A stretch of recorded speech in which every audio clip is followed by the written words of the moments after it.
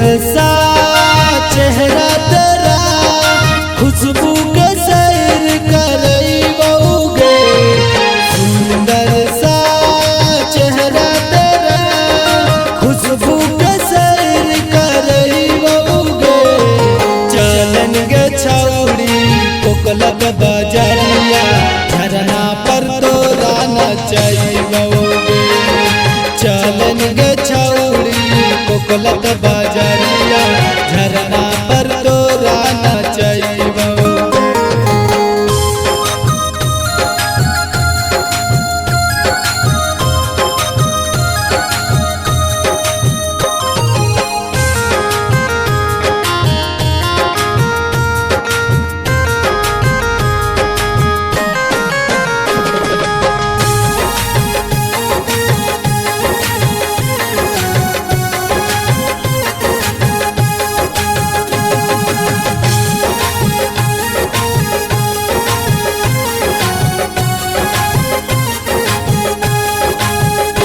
आगे कोकलक के पनिया बड़ी कान कनिया एक बेर नहाइनी तो खिलतौ जवनिया। आगे कोकलक के पनिया बड़ी कान कनिया एक बेर नहाइनी तो खिलतौ जवनिया। खाली से जंगल पहाड़ वहाँ से जन्नत देखइबोगे।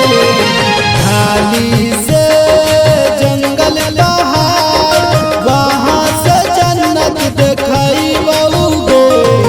चलन गे छौड़ी कोकलक बजरिया झरना पर तोरा नचइबोगे।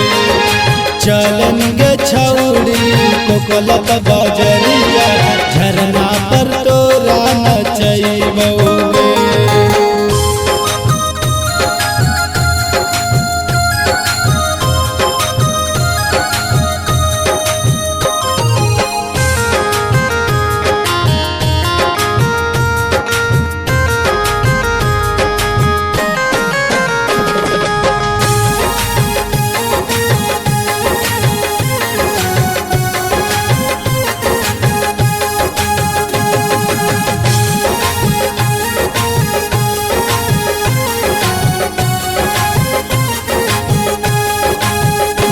आगे जिंदगी में आईनी बड़ी खुश हिया लाइफ में मजा उठा ले गे रनिया।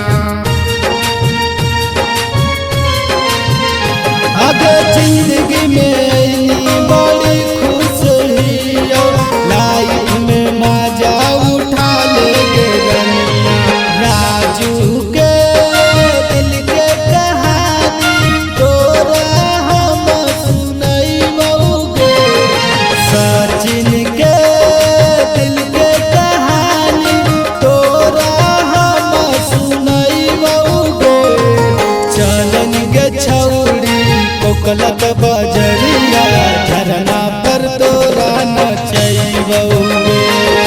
चलन गे छौड़ी कोकलक बजरिया